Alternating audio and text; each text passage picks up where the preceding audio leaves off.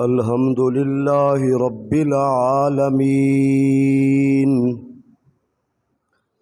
والصلاة والسلام على أشرف الأنبياء وسيد المرسلين الذي كان نبيا وآدم بين الماء والطين وعلى آله الطيبين وأصحابه الراشدين أما بعد فأعوذ بالله من الشيطان الرجيم بسم الله الرحمن الرحيم وَإِذْ أَخَذَ اللَّهُ مِيثَاقَ النَّبِيِّينَ لَمَا آتَيْتُكُم مِّن كِتَابٍ وَحِكْمَةٍ ثُمَّ جَاءَكُمْ رَسُولٌ مُّصَدِّقٌ لِّمَا مَعَكُمْ لَتُؤْمِنُنَّ بِهِ وَلَتَنصُرُنَّهُ قال أقررتم وأخذتم على ذلكم إصري قالوا أقررنا قال فاشهدوا وأنا معكم من الشاهدين رب اشرح لي صدري ويسر لي أمري واحلل عقدة من لساني يفقهوا قولي قال الله تبارك وتعالى في شان حبيبه مخبرا وآمرا إن الله وملائكته يصلون على النبي يا أيها الذين آمنوا صلوا عليه وسلموا تسليما اللهم صل على سيدنا ومولانا محمد وعلى آل سيدنا وأصحاب سيدنا ومولانا محمد وبارك وسلم وصلوا عليه صلاة وسلاما عليك يا سيدي يا رسول الله وعلى آلك وأصحابك يا سيدي يا حبيب اللہ۔ اللہ رب العزت کی حمد و ثنا حضور نبی اکرم شفیع امت رحمت عالم خاتم النبیین صلی اللہ تعالی علیہ وسلم کی ذات اقدس پر درود و سلام عرض کرنے کے بعد دعا ہے اللہ رب العالمین مجھے کلمات حقہ قرآن و سنت کی روشنی میں بیان کرنے کی توفیق عطا فرمائے۔ اللہ ہم سب کو حضور کی عظمت کو سمجھنے کی توفیق عطا فرمائے۔ اگر ہم عشق و محبت سے قرآن و سنت کا مطالعہ کریں اور اسلاف کے اقوال کو دیکھیں تو لگتا ایسے ہے کہ روز ازل سے حضور کو اللہ نے سب سے زیادہ عظمتیں عطا فرمائی ہیں۔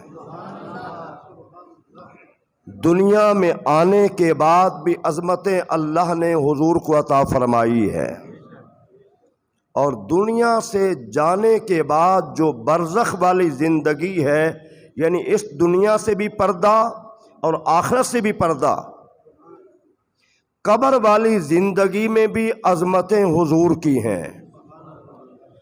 اور اگر محشر کے میدان کو دیکھیں تو اس میں بھی کیا ہے، عظمتیں حضور کی ہیں۔ عالم ارواح ہو، عالم دنیا ہو، عالم برزخ ہو، عالم محشر ہو، ان تمام میں اللہ کریم نے عظمتیں حضور کو عطا فرمائی ہے۔ توجہ کے ساتھ سننے کی کوشش کیجئے۔ دیکھیے، اللہ سبحانہ تعالی نے پوری کائنات سے پہلے ابھی انسان کو تخلیق نہیں فرمایا، روحوں کو جمع کیا۔ تمام انسانوں کی، انبیاء کرام کی، رسولان عظام کی ارواح جمع ہیں۔ اللہ نے ان سے فرمایا الست بربکم، کیا میں تمہارا رب نہیں ہوں؟ تو سب نے کہا قالو بلا، ہاں کیوں نہیں، تو ہمارا رب ہے۔ اپنی ذات کے متعلق ایک توحید کا اقرار کرانے کے بعد اب کیا ہے، تمام مخلوق سے علیحدہ فرما کر اللہ کریم نے انبیاء کرام سے، رسولان عظام کی ارواح سے ایک عہد لیا۔ وَإِذْ أَخَذَ اللَّهُ مِيثَاقَ النَّبِيِّينَ، جب اللہ نے پختہ عہد لیا انبیاء کرام سے، رسولان عظام سے، وہ کیا عہد تھا؟ صرف انبیاء رسولان عظام کی ارواح مقدسہ ہیں۔ کیا عہد لیا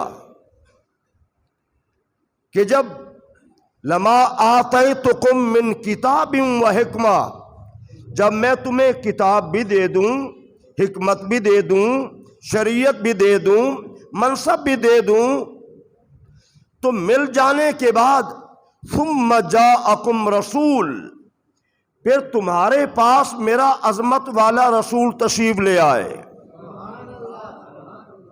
تمہارے بعد پھر میرا رسول تشریف لے آئے، لَتُؤْمِنُنَّ بِهِ وَلَتَأْخُذُنَّ وَلَتَنْصُرُنَّ، تم نے میرے نبی پہ ایمان بھی ضرور لے کے آنا ہے اور میرے نبی کی مدد بھی کرنی ہے۔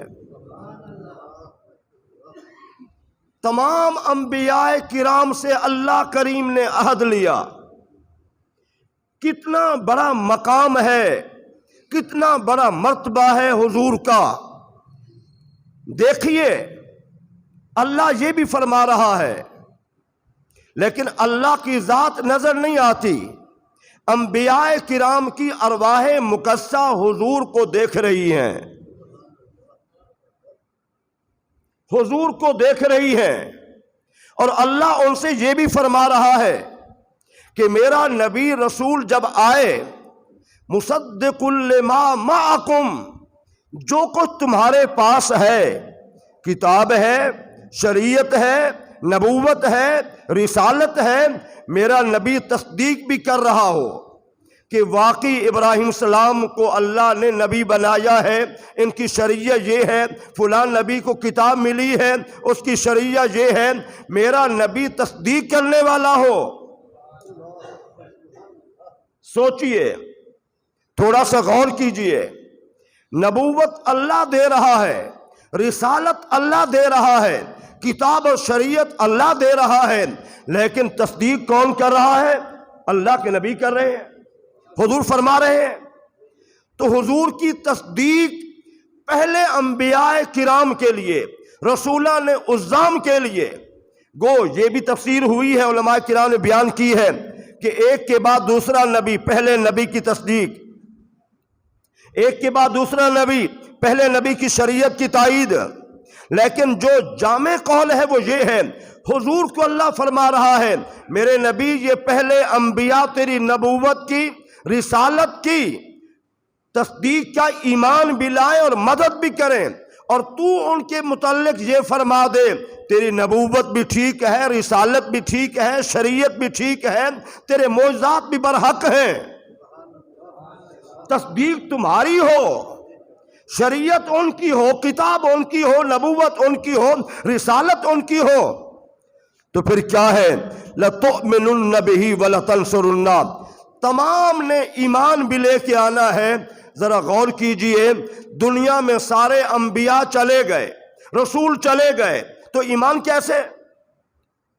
حضور تو دیکھیں، حضرت ابراہیم حضور کے درمیان 4000 سال کا فاصلہ ہے، حضرت عیسیٰ علیہ السلام کے درمیان، حضور کے درمیان تقریباً 600 سال کے قریب فاصلہ ہے۔ وہ تو سارے نبی چلے گئے، لیکن حکم یہ ہو رہا ہے کہ میرے نبی پہ ایمان لانا ہے۔ کیا ہوا؟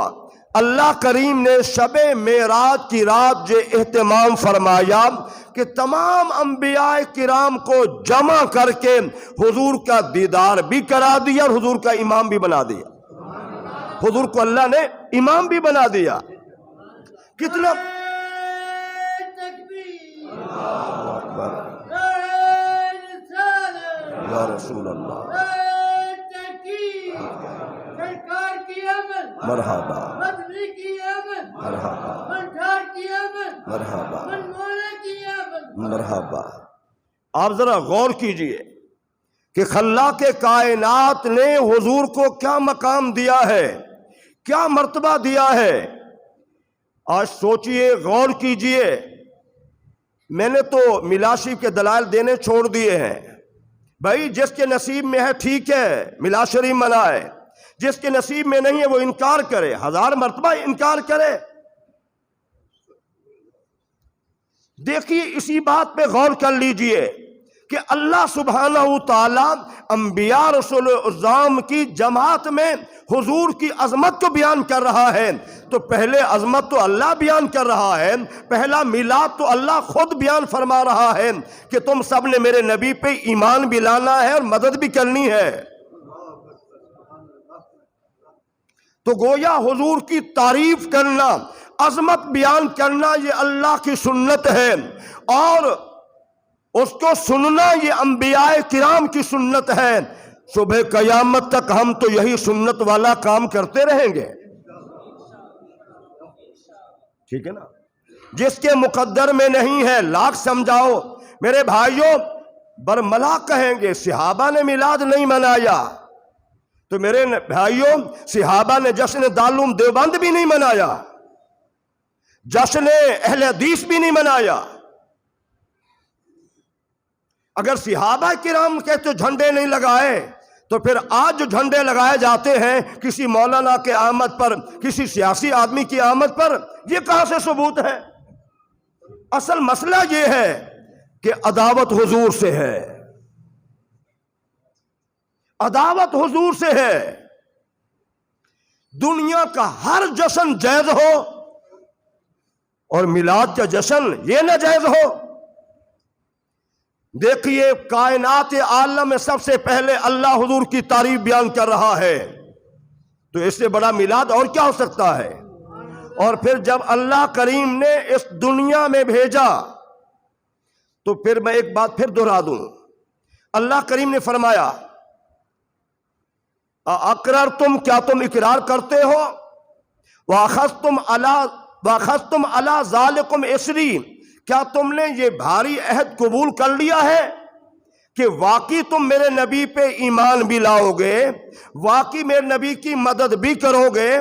سب نے اقرار کیا، قالوا اقررنا، ہم نے اقرار کیا یا اللہ ہم اقرار بھی کرتے ہیں اور ہم نے یہ ذمہ داری قبول بھی کر لی ہے۔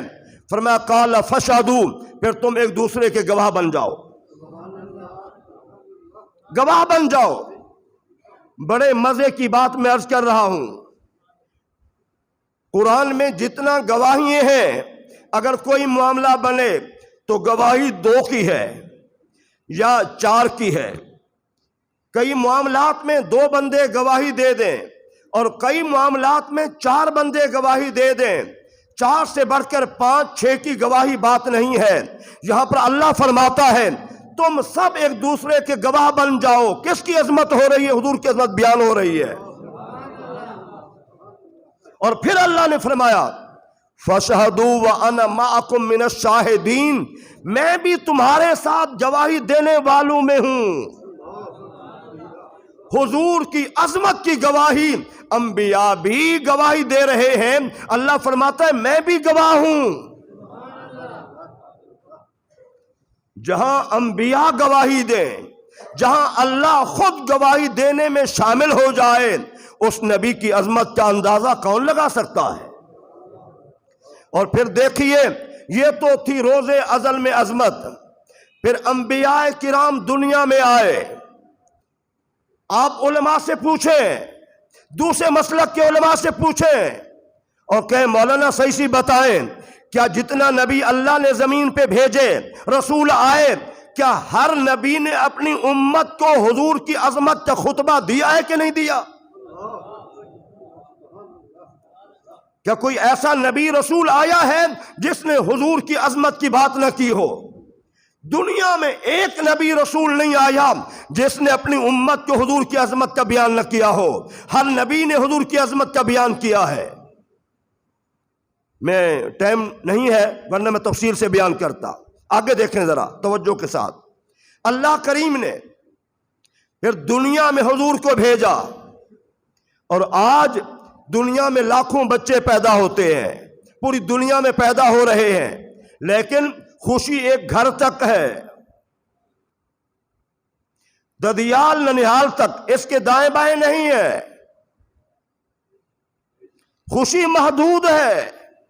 لیکن جب اللہ کریم نے حضور کو دنیا میں بھیجا تو گھرانے تک نہیں بلکہ پوری کائنات میں خوشی کا سما تھا. اللہ اکبر, یا رسول اللہ, یا علی. پوری دنیا کائنات میں دیکھیے بڑے بڑے علماء کرام نے یہ روایت بیان کی ہے. سرکار کی والدہ ماجدہ سیدہ آمنہ سلام اللہ علیہا, جن کے نام سے یہ مسجد منسوب ہے, آپ کی والدہ ماجدہ فرماتی ہیں کہ جب حضور پیدا ہوئے تو مجھ سے نور ظاہر ہوا اور میں نے مکہ مکرمہ کے گھر میں رہ کر شام کے محلات کو روشن دیکھا. مکہ مکرمہ سے نور ہی نور ہے اور شام کے محلات تک نور ہی نور ہے. آپ ذرا خود اندازہ لگائیے. اللہ کے نبی کی تو والدہ یہ فرما رہی ہے, کیا کائنات میں ایسا بچہ پیدا ہوتا ہے, اس انداز سے پیدا ہوتا ہے؟ یہ حضور کی عظمت ہے. اور پھر آپ فرماتی ہیں فَقَشَفَ اللَّهُ عَنْ بَصْرِي فَرَأَيْتُ ثَلَاثَةَ آلَامٍ مَضْرُوبَاتٍ عَلَمًا فِي الْمَشْرِقِ وَعَلَمًا فِي الْمَغْرِبِ وَعَلَمًا عَلَى ظَهْرِ الْكَعْبَةِ. فرماتی ہے اللہ نے میری آنکھوں سے حجابات دور کر دیے, میں نے پوری کائنات کا منظر اس انداز میں دیکھا. حضور کی ولادت کے وقت ایک جھنڈا مشرق میں لگا ہوا ہے, ایک مغرب میں لگا ہوا ہے, اور ایک بیت اللہ کی چھت پہ جھنڈا لگا ہوا ہے. کسی نبی کی آمد پہ جھنڈے نہیں لگائے گئے. ہاں حضور کی آمد ہوئی تو اللہ نے جھنڈے بھی لگوا دیے. بھی ہم نے تو کبھی نہیں کہا تم مولانا صاحب اپنے مدرسے کے جلسے پہ جھنڈے لگا رہے ہو, یہ بدعت ہے, یہ شرک ہے, یہ ناجائز ہے. تم نے جشن منایا, جشن دارالعلوم دیوبند منایا, پوری بازاروں میں جھنڈے لگا دیے, دور دور تک جھنڈے لگا دیے. جشن اہل حدیث منایا تو تم نے جھنڈے لگا دیے, ہم نے تو کوئی اعتراض نہیں کیا. ہم حضور کی خوشی میں ایسا کرتے ہیں. اور ایک بات اور غور سے سنیں, پھر ہمیں کہا جاتا ہے ولادت تو ایک مرتبہ ہوئی, ٹھیک ہے کوئی شک نہیں ہے, تو میلاد تو ایک مرتبہ ہونا چاہیے, خوشی تو ایک مرتبہ ہونی چاہیے, ہر سال کیوں ایسا جشن منایا جاتا ہے؟ تو میرے بھائیوں, اللہ نے ہمیں حضور کے صدقے سے شب قدر دی ہے.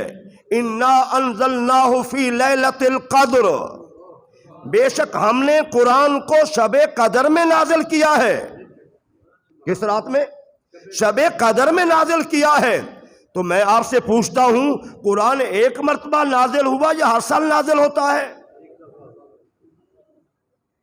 قرآن تو ایک مرتبہ نازل ہوا. دنیا کا کوئی عالم دین کوئی مفکر نہیں کہے گا کہ قرآن ہر سال نازل ہوتا ہے. قرآن تو شب قدر میں ایک مرتبہ نازل ہوا, لیکن پوری دنیا میں ہر مسلک کا آدمی شب قدر بھی مناتا ہے اور نزول قرآن, عظمت قرآن کے پروگرام بھی کرتے ہیں. قرآن تو ایک مرتبہ نازل ہو گیا, اب کیا ضرورت ہے 14 صدیوں کے بعد عظمت قرآن کانفرنس ہو رہی ہے, نزول قرآن کانفرنس ہو رہی ہے. اگر سال کے بعد جب رمضان شریف کا مہینہ آتا ہے قرآن کی برکتیں اور شب قدر کی برکتیں لوٹ آتی ہیں. حضور کی ولادت تو ایک مرتبہ ہوئی ہے, لیکن ولادت کی جو برکات ہیں جب سال کے بعد وہ دن آتا ہے تو برکتیں لوٹ آتی ہیں. اللہ اکبر.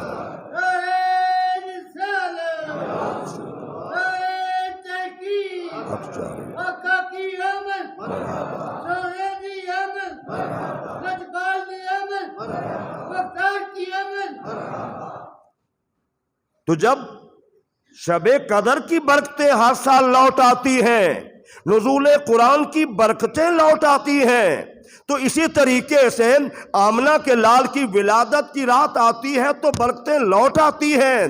حضرت عیسیٰ علیہ السلام کی ولادت بھی منائی جاتی ہے، لیکن ان کے انداز میں اور ہمارے انداز میں زمین و آسمان کا فرق ہے۔ میں نے پچھلے جمعہ بات کی تھی، عیسائی پہلے نمبر پہ ہے تعداد کے اعتبار سے، مذہب کے اعتبار سے، لیکن پوری دنیا میں سب سے زیادہ شراب کی سیل اسی رات ہوتی ہے، بے حیائی اسی رات چڑھتے ہیں۔ میں ذمہ داری سے کر رہا ہوں، میرے نبی کی ولادت کی رات کو دیکھو، مشرق سے مغرب، شمال سے جنوب، پوری کائنات میں سب سے زیادہ درود و سلام پڑھا جاتا ہے۔ ایسا ہے کہ نہیں ہے؟ سب سے زیادہ صدقات و خیرات تقسیم کیے جاتے ہیں، بڑے جذبے سے محبت سے لوگ کھانا کھلاتے ہیں، مساجد میں رونقیں بڑھ جاتی ہیں، لوگ نوافل پڑھتے ہیں، نفرتیں نظر نہیں آتی، جدھر دیکھو محبت کے سما ہے۔ ارے میرے بھائیوں، تھوڑا سا غور کرو، یہ میرے نبی کی آمد کی رات کی برکت ہے کہ نہیں ہے؟ جس سال میرے نبی پیدا ہوئے، علماء بڑے محدثین نے لکھا ہے، عرب میں چونکہ بچیوں کو زندہ درگور کیا جاتا تھا تو اللہ کریم نے اس سال ہر ماں کو بیٹے دیے ہیں، ہر ماں کو بیٹے دیے ہیں۔ اور پھر حضور پیدا ہوئے، ایک دو باتیں، تو دنیا میں تو بچے پیدا ہوتے ہیں، حضور کی آمد پر کیا ہوا؟ حضرت عبد المطلب حضور کے دادا جان فرماتے ہیں، میں طواف کر رہا تھا تو میں نے کیا دیکھا، مقام ابراہیم کی جانب بیت اللہ جھکا ہوا ہے، اور بیت اللہ سے میں خود اعلان سن رہا ہوں، بیت اللہ بھی وجد میں کہہ رہا ہے، ولد المصطفیٰ والمختار الذی تہلک بیدہ الکفار ویطہر من عبادت الاصنام ویأمر بعبادت الملک العلام۔ دنیا والوں، آج وہ نبی پیدا ہوا ہے جو مصطفیٰ بھی ہے، مختار بھی ہے۔ آج لوگ کہتے ہیں جس کا نام محمد یا علی، اس کو کوئی اختیار نہیں ہے۔ تھانے کے راشی ایس ایچ او کے اختیارات ہیں، ہر بندے کے اختیارات ہیں، اور لوگ کہتے ہیں نبی کو کوئی اختیار نہیں۔ یاد رکھنا، اللہ نے حضور کو بے شمار اختیارات دیے ہیں۔ حضور شریعت میں بھی آپ نے اپنا اختیار استعمال کیا ہے،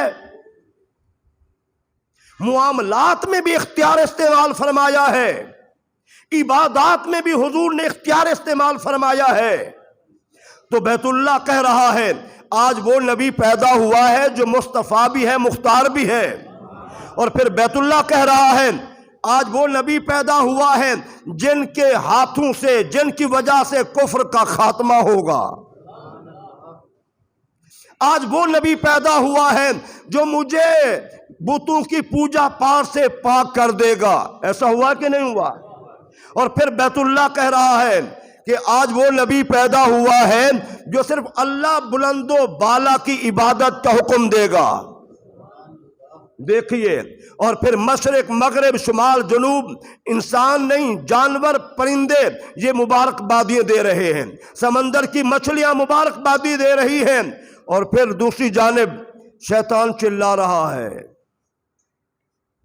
شیطان رو رہا ہے، اور کچھ لوگ سمجھتے ہیں دیکھو نا جی طنز شروع ہو گئی، یہ طنز شروع ہو گئی، دوسرے مذہب پہ اٹیک ہو رہا ہے۔ بھائی میں ذمہ داری سے عرض کر رہا ہوں، تفسیر ابن کثیر کے مصنف تاریخ ابن اسیر میں جس مفسر کو دوسرے مسلک کے تمام علماء مانتے ہیں، اس مفسر قرآن نے تاریخ میں سیرت کی کتاب لکھی ہے، اس میں یہ ساری بات موجود ہے کہ 4 مرتبہ شیطان چلایا، تو ہمیشہ کے لیے لعنتی ہے، بڑا چلایا، جب زمین پہ ڈال دیا تو چلایا، جب نبی رحمت کی ذات انور پیدا ہوئے تو شیطان چلایا، اور جب سورہ فاتحہ کا نزول ہوا تو شیطان پھر چلایا، یہ تو کسی مذہب پہ اٹیک نہیں ہے، کوئی خود سمجھ لے الگ بات ہے، ورنہ یہ تو بڑے بڑے علماء نے یہ واقعہ لکھا ہے، یہ تو صحیح روایت ہے۔ اسی لیے میرے امام نے کیا خوب کہا ہے، نثار تیری چہل پہل پہ، نثار تیری چہل پہل پہ ہزاروں عید ربیع اول، سوائے ابلیس کے جہاں میں سبھی تو خوشیاں منا رہے ہیں۔ یہ اٹیک کہاں ہے؟ یہ تو صحیح روایت کا مفہوم ہے۔ ہاں یہ بات ضرور ہے، جب بہار آتی ہے تو بلبل کے ترانے بڑھ جاتے ہیں، کوے کو کیا معلوم کہ بہار آئی ہوئی ہے، یہ تو نصیب کی بات ہے۔ کوا اپنی بولی بولتا ہے، بلبل اپنا ترانہ کہتی ہے۔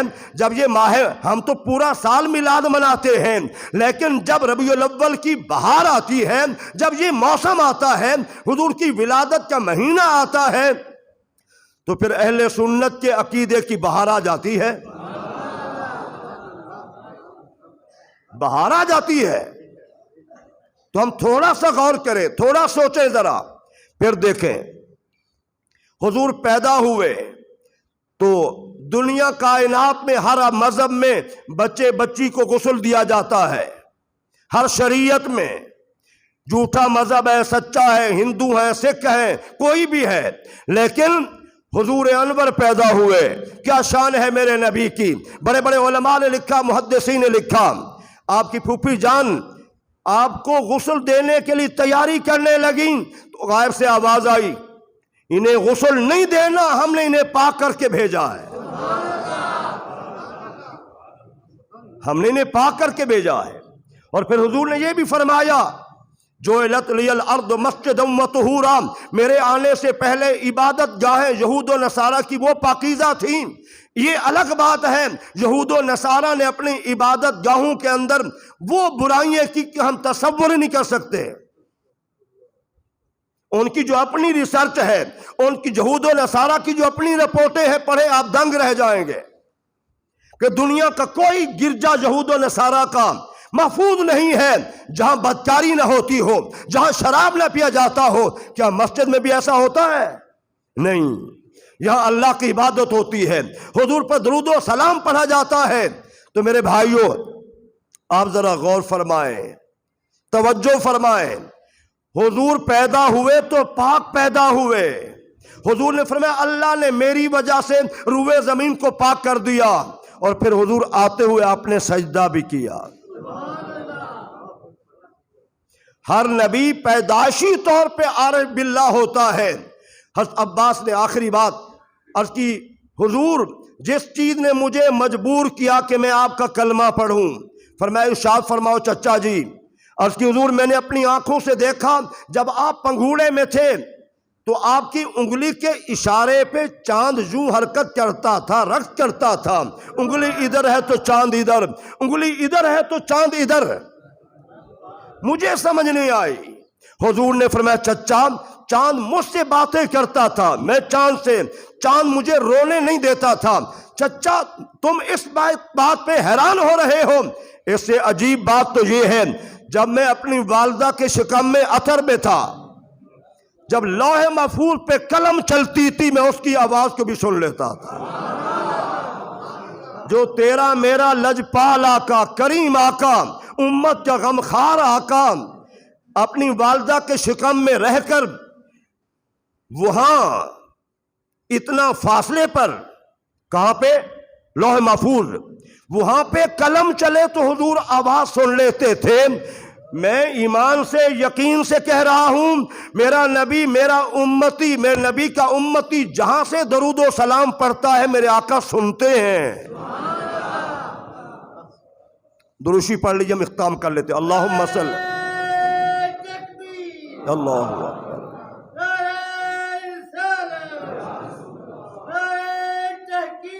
حق چاریہ، مرحبا